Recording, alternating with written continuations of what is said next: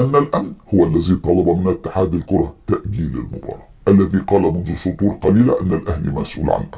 ونظرا لأننا واجهنا الجميع بالمؤامرة والتزوير، وأن اتحاد الكرة لا يملك خطابا من الأمن، فقد بادر الصحفي الزملكاوي وفقا للنهج القديم لإيجاد مخرج لاتحاد الكرة وإلقاء التهمة على الأهلي. كتب بالحرف الواحد: القصة بدأت باتصال هاتفي معتاد في الظروف الاستثنائية. ركزوا معايا بس عشان أنا هسيب الإعلام وأدخل اللغة العربية. معتاد واستثنائي. طبعا في قواعد اللغة العربية كلمة معتاد وكلمة استثنائية متعارضتان تماما. معتاد يعني كل يوم كل لحظة، استثنائي يعني ما بيحصلش إلا نادر، عشان واحد يحطهم في جملة واحدة لتأكيد المعنى. جهل باللغة العربية غير طبيعي. سيبك من جهل اللغة العربية، تعال للنوايا السوداء. كتب: اتصال هاتفي معتاد في الظروف الاستثنائية يطلب تأجيل المباراة. من الذي اتصل؟ لا أحد يعلم. هل تدار سياسة مصر بالاتصالات؟ هل ننفذ الأوامر في غياب الأوراق والفاكسات والإيميلات؟ هل لا تملك وزارة الداخلية هذا الأمر؟ هل وزارة الداخلية تعمل الساعة 12 بالليل فقط؟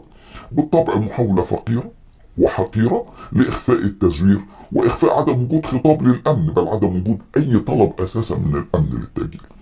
في محاولة جديدة من نفس الصحفي المتعصب لتبرير التأجيل وإلصاقه بالأمن، رغم أنه قبل كده قال مسؤولية الأهلي، كتب الصحفي المتعصب: حسب تقديري المشكلة ليست في تأمين المباراة بذاتها ولا بجمهورها في المدرجات، إنما المشكلة فيما بعد المباريات وخروج الجماهير من المقاهي والمنازل للاحتفال بالفوز، وهو ما ينتظره المتآمرون والإرهابيون والمندسون وسط هذه الجماهير لقلب حدث رياضي إلى حدث فوضوي.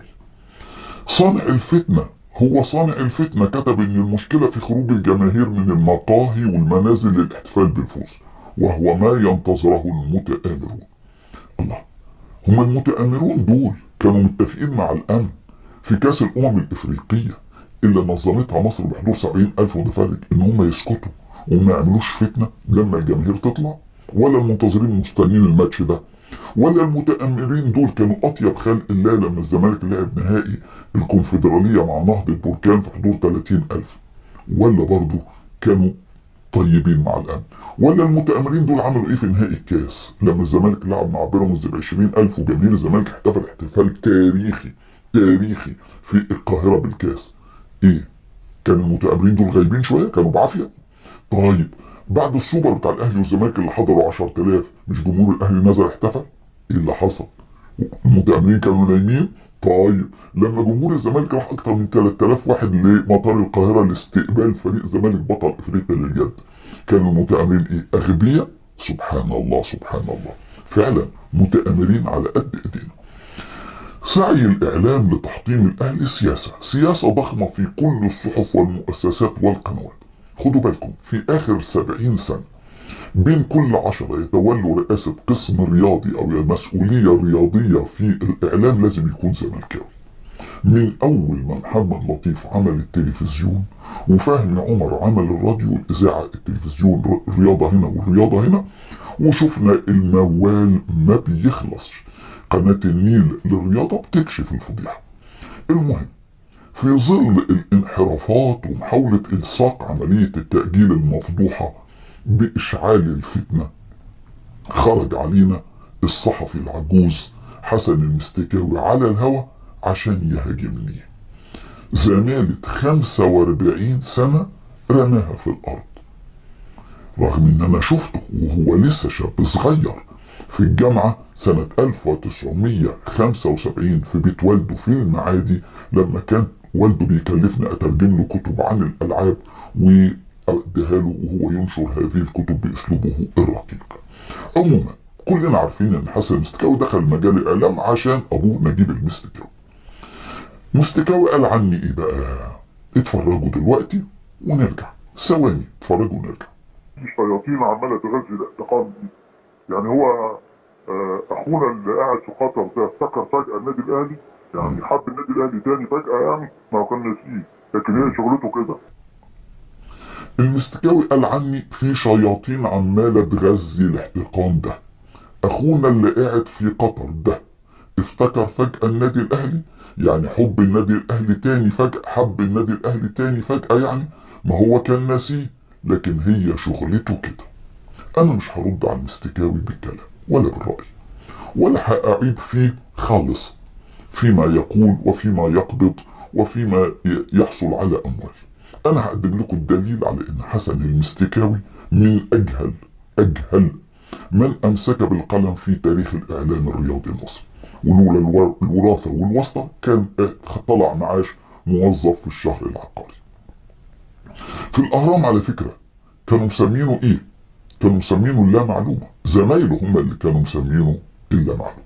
أنا خلاص حسن المستكاوي هيبقى زبوني في حلقات متتالية لا أتحدث فيها مطلقا غير عن جهله، أنشر ما كتب وأنشر الصحيح عشان تتأكدوا إن اللي بيدير الإعلام في مصر جهلة بمعنى الكلمة. هقدم لكم بالصورة كتاب من تأليفه هو في يناير 1998 اسمه الأهلي والزمالك، قصة المنافسة والصراع وأشهر المباريات. والحمد لله ان اكتر من تلتين الكتاب هو نقله من والده نجيب المستكاوي، والا كان الكتاب ما بقاش غير اخطاء. الحمد لله الصفحات اللي فيها كلام ابوه اخطائها نادر، الصفحات اللي هو كاتبها ما شاء الله ما فيهاش كلام صح. الكتاب 144 صفحة فيه اكتر من 400 غلطة، يعني كل صفحة فيها 3 اخطاء على الاقل.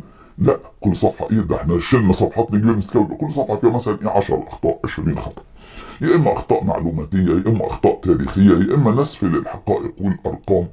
تعالوا نستعرض الاخطاء بعينكم تشوفوا عشان تتعرفوا الجهل بالصور والوثائق.